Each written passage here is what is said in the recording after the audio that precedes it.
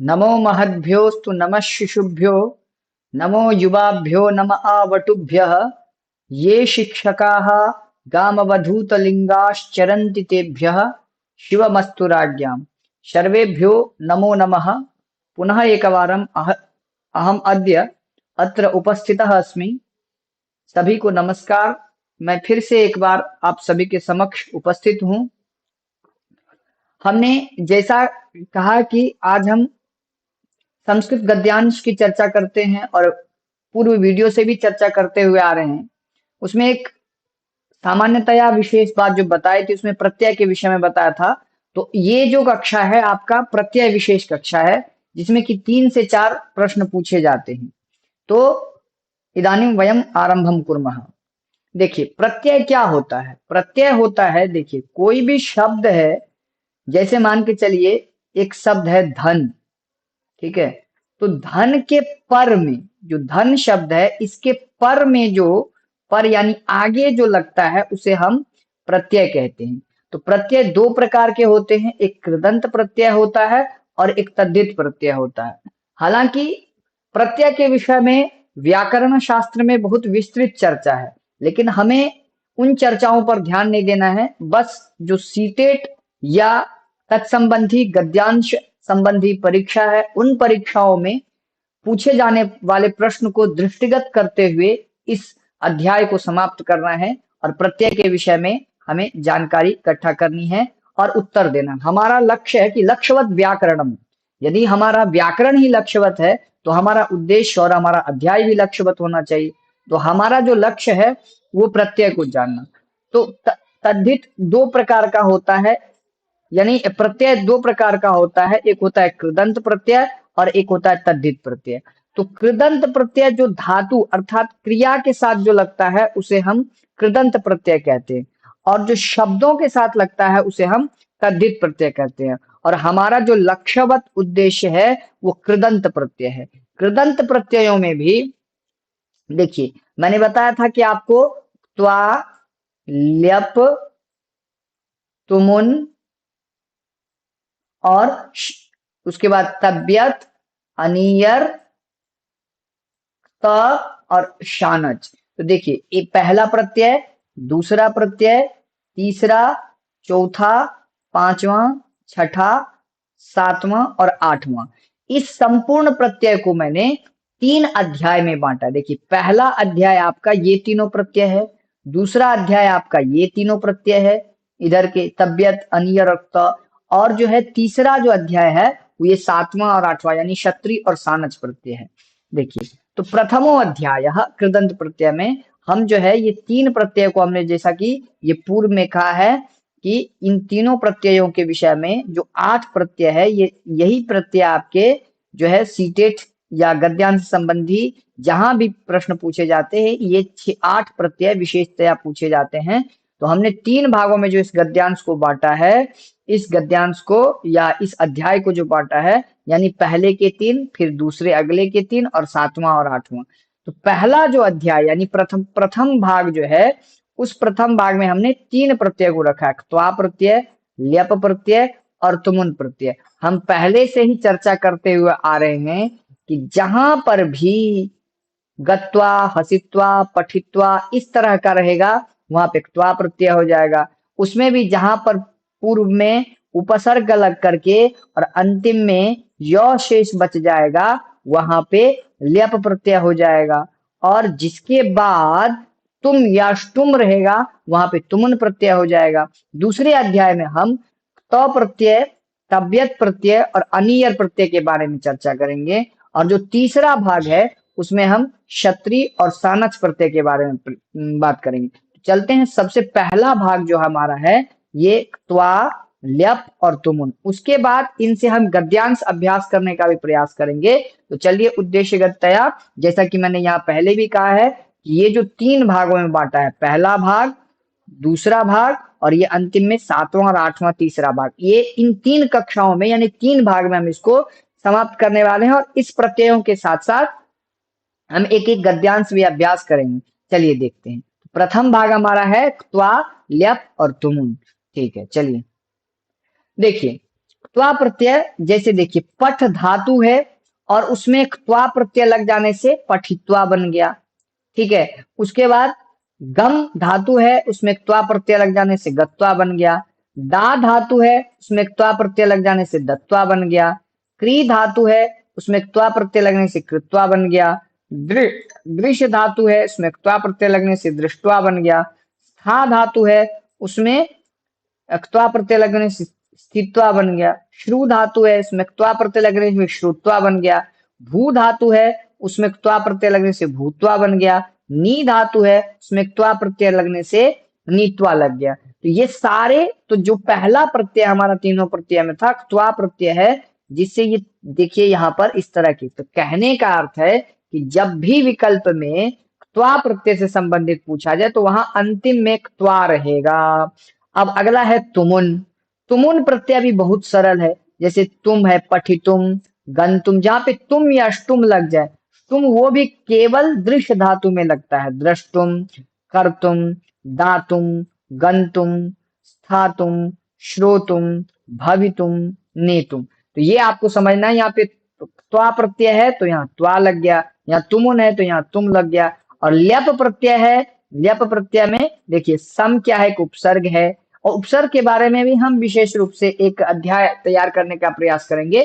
सामान्यतः सभी जो छात्र तैयारी करते हैं उनको उपसर्ग के बारे में पता ही होगा, तथापि हम इसके बारे में एक विशेष चर्चा कर लेंगे। देखिए अंतिम में मैंने जैसा कहा शुरू में कि देखिए सम उपसर्ग है, पठ धातु है, लप प्रत्यय, संपठ्य, आगत्य, प्रदाय, उपकृत्य, विदृश्य, प्रस्थाय, उपश्रुत्य, अनुभूय, आनीय, ये सारे हैं। तो तीनों के उदाहरण यहाँ पर स्पष्ट तरीके से दिए हुए हैं, और इसको आप लोग चाहें तो कॉपी पेन लेकर के आप अपने में लिख भी सकते हैं, या फिर ये दृश्य चित्र यानी स्क्रीनशॉट भी आप लेकर के रख सकते हैं कि अगर त्वा प्रत्यय लगता है तो क्या होता है, तुमुन प्रत्यय लगता है तो क्या होता है।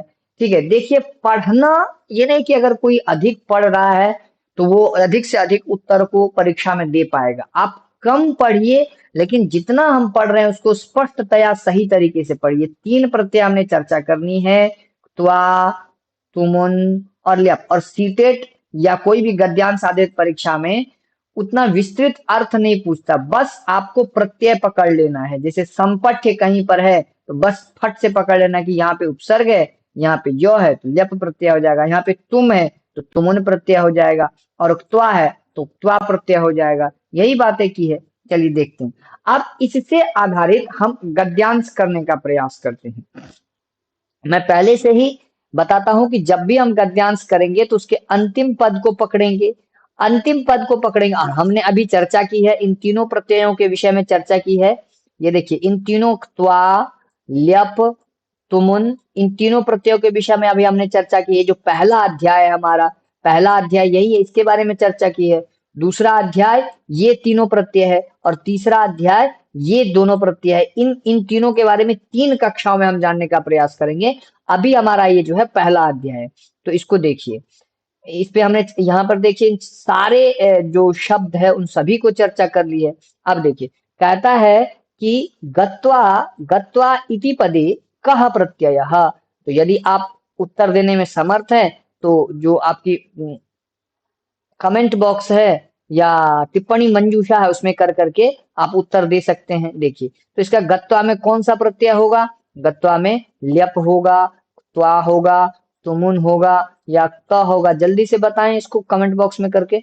इसका जो होगा वो त्वा प्रत्यय होगा, क्योंकि हमें त्वा, तुमुन और ल्यप। अगला देखते हैं, सम उपसर्ग। और बताइए तो कौन सा प्रत्यय प्रयोग है इसमें। अगर प्रत्यय देखने जाएंगे तो यहाँ पर ल्यप प्रत्यय का प्रयोग हुआ है। ठीक है, लप ल्यप, आपको तीनों प्रत्यय देखना है, ल्यप, त्वा, तुमुन। ठीक है, अगला प्रश्न देखते हैं। प्रदाय इति लप प्रत्यांत पदस्य कः प्रत्यय भवति। यहाँ पे ल्यप प्रत्यांत लिख ही दिया, तथापि अगर ल्यप नहीं होता मान के चलिए तो कौन सा प्रत्यय लगाते, तो क्या हो जाएगा, ल्यप प्रत्यय। यहाँ पर क्या हो जाएगा, ल्यप प्रत्यय। अगला प्रश्न देखते हैं। अनुभूय इत्यत्र मूल धातु कः अस्ति। तो अनुभूय भू दिख रहा है, और बताइए कौन सा प्रत्यय है, तो वहीं पर यहाँ पर क्या है, ल्यप प्रत्यय है। तो हमने आज जो है आपका पहला अध्याय देखा है, त्वा, तुमुन और ल्यप। जो हमने इस मॉड्यूल तैयार किया है, जो एक रूपरेखा तैयार की है, उसके अंतर्गत 3 भागों में बांटा है। त्वा, तुमुन, ल्यप, त, तबियत, अनियर, क्षत्रिय और सानस, 3 भाग में इसको पढ़ेंगे। तो अनुभूय में कौन सा धातु हो जाएगा? भू धातु हो जाएगी, और अनु एक उपसर्ग है, और ल्यप प्रत्यय हो जाएगा। चलिए अगला प्रश्न देखते हैं। गंतुम इति पदे कह प्रत्यय वर्तते, तो बताइए इसमें कौन सा प्रत्यय होगा? मैंने बताया था कि तुमुन होगा। जहां भी तुम या तुम हो जाएगा तो तुमुन प्रत्यय हो जाएगा। इसमें विचार करने का बात है। देखिए, मैं बार बार इस विषय को स्पष्टतया एवं तथ्यगत सैद्धांतिक रूप से कहने का प्रयास करता हूं कि आप कम चीजों को पढ़िए, लेकिन जितनी सारी चीजों को पढ़ेंगे आप, वो स्पष्ट एवं पूरे तरीके से क्लियर हो। अब जैसे कि आप अभी 3 ही प्रत्यय को आप ध्यान दीजिए, उसी के अलग त्वा, तुमुन और ल्यप। चलिए अगला प्रश्न देखते हैं। विशाल, अब गद्यांश से प्रश्न आ गया। चलिए 2-4 गद्यांश के प्रश्न भी कर लेते हैं। तो गद्यांश है, विशालः कुत्र पठितुम इच्छति। यहाँ पर देखिए, पठितुम में कौन सा है? तुमुन प्रत्यय हो जाएगा।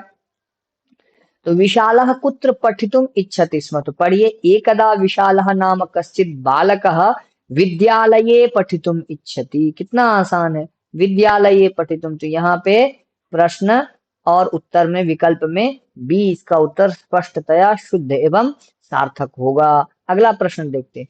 माता विशालम किम आनेतुम कथितवती। देखिए, आनेतुम में कौन सा प्रत्यय हो जाएगा? बताइए।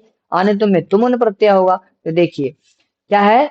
एकदा विशालः नाम कश्चित् बालकः विद्यालये पठितुम् इच्छति स्म, सः प्रातः काले उत्थाय ईश्वरं स्मृत्वा स्वगृहं सम्पठ्य सज्जीकरोति। तस्य माता कथयति, पुत्र आपणं गत्वा फलानि आनय। आपणं मतलब होता है बाजार। कई बार अर्थ भी पूछ देता है, इसलिए ध्यान दीजिएगा। आपणम मतलब होता है बाजार। आपणम गत्वा, गत्वा में कौन सा प्रत्यय है? देखिए, इसमें मैंने इस तरह का गद्यांश चयन करने का प्रयास किया है जिसमें केवल त्वा, तुमुन और ल्यप का प्रयोग हो। तो पुत्र आपणम गत्वा फलानि आनाय, आनय।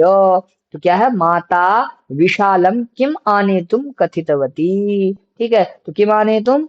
फलानि आनेतुम। तो विकल्प सी इसका स्पष्टतया शुद्ध एवं सही होगा। क्या होगा? फलानि आनेतुम। अगला प्रश्न है। विशालः आपणिकं दृष्ट्वा तस्मै किं दत्तवान्। तो पढ़िए, बहुत आसान है। फलानि आना, विशालः मातामहं नमस्कृत्य आपणं प्रति अधावत्, तत्र सः आपणिकं दृष्ट्वा तस्मै धनं प्रदाय कतिपयानि फलानि अक्रीणात्। देखिए कितना है। आपणिकं दृष्ट्वा तस्मै, तस्मै यानी उसके लिए, किम दत्तवान, दृष्ट्वा में कौन सी प्रत्यय? ये बताइए। त्वा प्रत्यय है, तो किम दत्तवान? धनम दत्तवान। तस्मै धनम प्रदाय, प्रदाय में कौन सा प्रत्यय आप समझ सकते हैं? तो धनम प्रदाय। विकल्प 20 का स्पष्ट शुद्ध एवं सही है, उचित है, समुचित है, समीचीन है। ठीक है, धनम। अगला प्रश्न देखिए क्या है। विशालः भोजनम कृत्वा किम पातुम इच्छति। तो विशालम भोजन, विशालः भोजनम कृत्वा किम पातुम इच्छति स्म, गृहम आगत्य सः फलानि मात्रे अददात्, माता तस्य कार्यं दृष्ट्वा प्रसन्ना अभवत्, सा तम् उपकृत्य भोजनं दत्तवती, भोजनं कृत्वा किम जलं पातुम इच्छति स्म। तो क्या है? तो यहाँ इसका विकल्प बी हो जाएगा, जलम पातुम इच्छति स्म। अग्रह प्रश्नः अस्माभिः द्रष्टव्यः खलु। मार्गे स्थित्वा कः साहाय्यं याचते स्म। मार्गे स्थित्वा, तो देखिए, कः साहाय्यं याचते स्म, इस पद को पकड़ना है और पद को स्पष्टतया उत्तर देना है। देखिए, सः वृद्धः मार्गे स्थित्वा साहाय्यं याचते स्म। सः वृद्धः, तो वृद्धः नरः, विकल्प सी इसका स्पष्टतया उत्तर शुद्ध होगा। चलिए अगला प्रश्न देखते हैं। वृद्धस्य साहाय्यं कृत्वा विशालः किम अनुभूतवान्। ठीक है, वृद्धस्य साहाय्यं कृत्वा विशालः किम अनुभूतवान्। तो अंतिम पद को पकड़ना है कि किम अनुभूतवान। देखिए कहता है, विशालः तस्य साहाय्यं कृत्वा अतीव सुखम अनुभूय पुनः विद्यालयं प्रति प्रस्थितवान। तो किम अनुभूय, सुखम अनुभूय, तो अनुभूय में कौन सा प्रत्यय होगा, आप स्वयं को भी देखिए, सुखम अनुभूय। अगला प्रश्न देखिए, विद्यालये विशालः कस्मात् सुवचनानि श्रुत्वा ज्ञानं प्राप्तवान। तो यहाँ देखिए, विद्यालये सह गुरुमुखात् सुवचनानि श्रुत्वा ज्ञानं प्राप्तवान। तो इसका उत्तर विकल्प सी हो जाएगा, गुरुमुखात्। अगला प्रश्न देखते हैं, गुरुः छात्रेभ्यः किं वक्तुम् उपदेशं दत्तवान। गुरुः छात्रेभ्यः किं वक्तुम् उपदेशं दत्तवान। देखिए, छात्रौ सदा सत्यं वक्तव्यम् एतद् वचनम् उपश्रुत्य विशाल स्वजीवने सत्यं वदितुं प्रतिज्ञाम् अकरोत्। तो क्या है, गुरुः अकथयत् सदा सत्यं वक्तव्यम्। तो गुरुः छात्रेभ्यः सत्यं वक्तुम उपदेशम दत्तवान। तो इसका विकल्प बी हो जाएगा, सत्यम वक्तुम। अगला प्रश्न देखते हैं, वचनम उपश्रुत्य विशालः किम कर्तुम प्रतिज्ञाम अकरोत्। तो सत्यम वदितुम। तो यहाँ पे विकल्प बी हो जाएगा, सत्यम वदितुम। बहुत आसान और सरल है। ये जो पूरा आपका गद्यांश है, यह पूरा गद्यांश आपका क्या है कि तुमुन, त्वा और ल्यप प्रत्यय के ऊपर आधारित है। अतः मैं आशा करता हूं कि आप सभी इसको जान पाने का प्रयास करेंगे। अब इसमें क्या है, आप इस पूरे को समझने का प्रयास करिए। गद्यांशः, एकदा विशालः नाम कश्चित् बालकः विद्यालये पठितुं गच्छति स्म। तो पठितुं में कौन सा प्रत्यय हो जाएगा, तुमुन हो जाएगा। एक बार विशाल नाम का कोई बालक विद्यालय पढ़ने की इच्छा रखता था। सह प्रातः काले उत्थाय ईश्वरम स्मृत्वा। यहाँ पे उत्थाय में कौन सा प्रत्यय होगा, ये देखिए, स्मृत्वा में कौन सा प्रत्यय होगा। वह प्रातः काल में उठकर ईश्वर को स्मरण करके स्वगृहम, स्व अपने घर को संपठ्य सज्जी करोति, पढ़ के, संपठ्य में कौन सा प्रत्यय होगा। तस्य माता कथयति, उसकी माता कहती है, पुत्र आपणम गत्वा, गत्वा देखिए कौन सा, फलानी आनय, फल को लाओ। विशालः मातामहम नमस्कृत्य, नमस्कृत्य में कौन सा प्रत्यय होगा, आपणम प्रति अधावत, तत्र सह आपणिकम दृष्ट्वा तस्मै धनम प्रदाय कतिपयानि फलानि अक्रीणात्। वह बाजार जाकर के उनको आपणिकम यानी बाजार, जो दुकानदार होता है, उसको धन दे करके कतिपय फल लाए। तो प्रदाय में कौन सा प्रत्यय है, दृष्टवा में कौन सा प्रत्यय है, गृहम आगत्य सह फलानी मात्रे अददात। और घर आकर के, आगत्य में कौन सा प्रत्यय है, घर आकर के उन्होंने अपने माता के लिए फल दे दिया। माता तस्य कार्यम दृष्ट्वा प्रसन्ना अभवत, माता उसकी कार्य को देख करके प्रसन्न हुई। सातम उपकृत्य मधुरम भोजनम दत्तवती, उसको थोड़ा सा पुचकार करके, उसकी बड़ाई करके उसको मधुर भोजन दिया। अगला प्रश्न, अगला देखिए क्या है कि भोजनम कृत्वा, कृत्वा में कौन सा प्रत्यय, विशालः जलम पातुम, पातुम में कौन सा प्रत्यय है, इच्छति स्म, भोजन करके जल पाने की इच्छा थी उसकी। सा जलम पीत्वा पुस्तकानि स्वीकृत्य विद्यालयम गंतु सज्जा अभवत, और जल पीकर पुस्तकों को लेकर के विद्यालय जाने के लिए अपने आप को सुसज्जित किया। मार्गे सह एकम वृद्धम नरः नरम पश्यति, एक मार्ग में उसने नर को देखा, वृद्ध नर को देखा। वृद्धा मार्गे स्थित्वा सहायम याचते स्म, वृद्ध मार्ग में बैठ करके सहायता की याचना करने लगे। विशालः तस्य सहायम कृत्वा अतीव सुखम अनुभूय पुनः विद्यालयम प्रति प्रस्थितवान। ठीक है, वहां उनकी सहायता करके पुनः वो विद्यालय की ओर चला गया। विद्यालये सह गुरुमुखात् सुवचनानि श्रुत्वा ज्ञानम प्राप्तवान, और अपने गुरु के मुख से अच्छे वचन को सुन करके ज्ञान को प्राप्त किया। गुरु कथयत छात्रो सदा सत्यम वक्तव्यम, छात्र तुम्हें सदा सत्य बोलना चाहिए। एतद् वचनम उपश्रुत्य विशालः स्वजीवने सत्यम सदा सत्यम वदितुम प्रतिज्ञाम अकरोत्, सदा सत्य बोलूंगा ऐसी प्रतिज्ञा उन्होंने की। तो इस ये जो गद्यांश है, इस संपूर्ण गद्यांश में आपने देखा कि हर जगह तीन ही प्रत्यय का प्रयोग है, या तो क्त्वा है, या तो ल्यप है, या तो तुमुन है। तो अभी देखिए इसमें कहाँ कहाँ पर इस तरह के प्रत्ययों का प्रयोग हुआ है। तो आप इन प्रत्ययों, ये जितने सारे शब्द हैं या हैं, तो आप क्या करना है, आपको एक कॉपी और कलम लीजिएगा और उन उन शब्दों को पकड़िएगा और उसके सामने प्रत्यय, जैसे संपठ्य है तो संपठ्य शब्द आप अपनी कॉपी में लिखिए और संपठ्य में प्रत्यय कौन सा है वो ढूंढिए। पठितुम शब्द लिखिए कौन सा प्रत्यय है। तो मैं समझता हूँ कि आपने समझ लिया होगा। और हमारा जो ये 3 दिन का 3 पार्ट है, 3 मॉड्यूल है, जिसमें मैंने चर्चा की है कि आपको हमें क्या पढ़ना है। देखिए 3 मॉड्यूल है। प्रथम भाग में क्त्वा ल्यप जो आज हमने पढ़ा है, दूसरा भाग है क्त त्यब्यत और अनियत, तीसरा भाग है क्षत्रिय और सारिच। इन तीनों प्रत्ययों को अगर पढ़ते हैं तो हमारा जो है प्रत्यय से संबंधित कम से कम 2 से 3 प्रश्न आपके स्पष्टतया शुद्ध हो जाएंगे। तो ये जो हमारा है, ये पूरा जो कोर्स है, पूरा जो हमारा एक गद्यांश का मॉडल है, प्रत्यय का मॉडल है, तो हमने समझने का प्रयास किया है और आप समझेंगे। धन्यवादः। पुनर्मिलामः। नमो महद्भ्योस्तु नमः शिशुभ्यो, नमो युवाभ्यो नमः आवटुभ्यः, ये शिक्षकाः गामवधूतलिङ्गाश्चरन्ति